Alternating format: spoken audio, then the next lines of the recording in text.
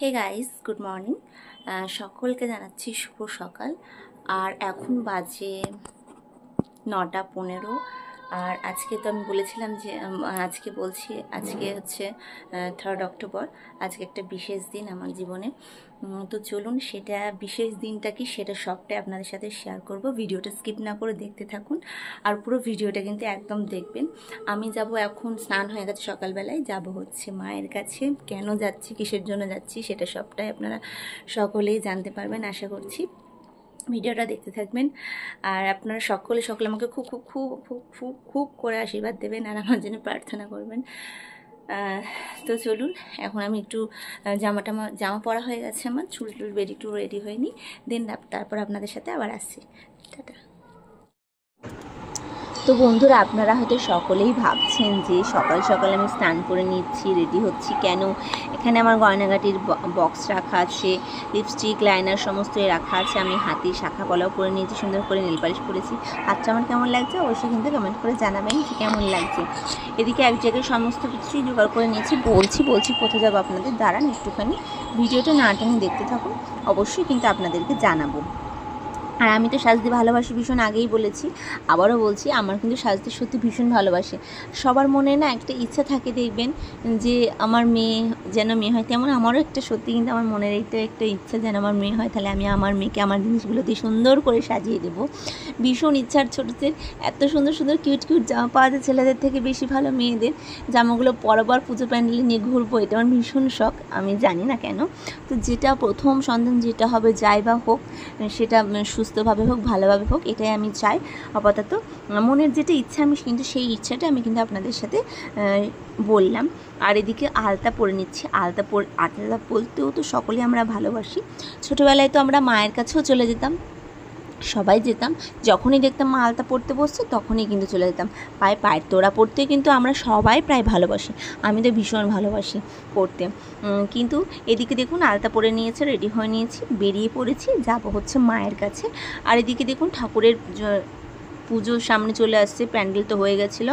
আর চিরকাল ছোটোবেলা থেকে আমি দেখে এসেছি নাজিরাপাড়াতে, ঠিক এই জায়গাটাতে এখনও পর্যন্ত কিন্তু জল জমে। আমার মার বাড়ি আসতে ছোটোবেলায় যখন মায়ের সঙ্গে আসতাম তখনও দেখতাম কিন্তু জল জমেছে। তো সেইটা কিন্তু এখনও হয়, তার মানে এখনও সেটা যে হয় না তা নয়। তো দেখুন কথা বলতে বলতে আমি কিন্তু বাড়ি চলে গেছিলাম, সেই বাড়ি যাওয়াটা শেয়ার করা হয়নি।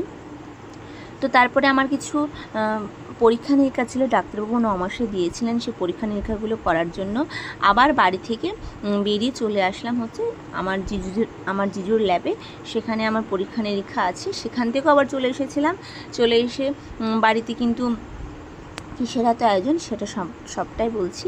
মাছ দেখতে পাচ্ছেন এখানে মা রান্না বান্না শুরু করে দিয়েছে, চিংড়ি মাছ আছে, কাটা মাছ আছে। হ্যাঁ, আপনারা হয়তো বুঝতে পারছেন সকলে, কম বেশি কমেন্ট বলছি। হ্যাঁ, আজ 3rd অক্টোবর। আমার একটা বিশেষ দিন বলেছিলাম, আপনাদের সঙ্গে শেয়ার করেছিলাম, সেটা হচ্ছে আজ এই দিনটাতে ছিল আমার 9 মাসের স্বাদ আমার মায়ের কাছে ছিল। তো মা 9 মাসের স্বাদের জন্য মা আমাকে এই যে শাড়িটা দিয়েছে আর এই ব্লাউজটা দিয়েছে। কেমন হয়েছে বন্ধুরা অবশ্যই কিন্তু কমেন্ট করে জানাবেন। হ্যাঁ, আর এই দিনটার জন্য কিন্তু অনেক দিন থেকে অপেক্ষা করেছিলাম।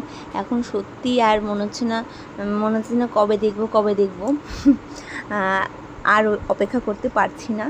তো মনে হচ্ছে যে সত্যি কবে দেখব। আর এই যে দিনটা, যে মা হওয়ার যে অনুভূতিগুলো, সত্যি ভীষণ সুন্দর, ভীষণ ভালো এই অনুভূতিগুলো। তো সেগুলো তো মানে যারা মা হয়েছেন তারা সকলেই জানেন। এত সুন্দর সুন্দর মুহূর্ত, ভীষণ ভালো মুহূর্ত, তেমনি কিন্তু একটা ভয়েরও দিন আছে। যাই হোক, এদিকে দেখুন আমার জন্য কী এখানে আয়োজন করা হয়েছিল। 5 রকম ভাজা আছে, শাক ভাজা, বেগুন ভাজা, পটল ভাজা, আলু ভাজা, মাছ ভাজা, মাছের মাথা দিয়ে ডাল, চিংড়ি মাছ, কাটা মাছ, চাটনি, দই, পায়েস, মিষ্টি, 5 রকম। তো এগুলো মা আর দিদি রান্না করেছে, রান্না সুন্দর হয়েছিল, দিদি মা সাজিয়েছে। আর এদিকে আমাদের যারা আপনারা সকলে মা হয়ে গেছেন, ভীষণ সুন্দর অনুভূতি। আর এবছর আমি আর আপনাদের সাথে কোনো মনে হয় না পুজো শেয়ার করতে পারবো, কিন্তু এই যে মা হওয়ার যে সাজটা সেটা কিন্তু ভালোভাবে নিতে হবে, এবং আমি কিন্তু বাড়িতে বসে নিচ্ছি কিন্তু ভালোভাবে। কারণ মা হওয়ার যে এত সত্যি যে সুন্দর মুহূর্তগুলো, সেগুলো কিন্তু পুরো মনে একদম রাখার মতোই কিন্তু বিষয়গুলো, কিন্তু সেগুলো কিন্তু না ভোলার মতোই জিনিস। এমন অনেক ছোটোখাটো মুহূর্ত আছে। আমাদের মেয়েদের মুড সুইং হয় সব সময়তে, পিরিয়ডসের সময়তেও হয়, আর মা হওয়ার সময়তেও হয়। সেগুলো হয়তো বাড়ির লোক কোনো সময় বুঝতে পারে, আবার কোনো সময় বুঝতে পারে না। যাই হোক, সেটা বাড়ির লোককে বুঝতেও হবে, স্বামীকে তো সময় দিতে হবে। এদিকে চম্পাকলি স্কুলে গেছিলো, স্কুল থেকে আসলো প্রায় 5টার সময়। এসে দেখুন এখন ভাত খেতে বসেছে। এদিকে শাশুড়ি মায়ের তো হাঁয় উঠে যাচ্ছে, যে বসে আছে চেয়ারে, আর আমার মা বসে আছে চেয়ারে। চম্পাকলি থাকলে হয়তো আরও কিছু ভিডিও আমি আপনাদের সাথে ভালোভাবে শেয়ার করতে পারতাম, আমার এই 9 মাসের স্বাদের ভিডিও। আমার বাবাকে আমি ভীষণভাবে মিস করছিলাম, খুব কষ্ট ছিল। আজ অনেক বছর হয়ে গেছে আমার বাবা আমাদের ছেড়ে চলে গেছেন।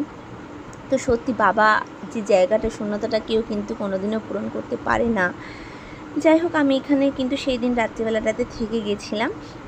তার পরের দিন আমি শুক্রবারের দিন এসেছিলাম বাড়ি থেকে।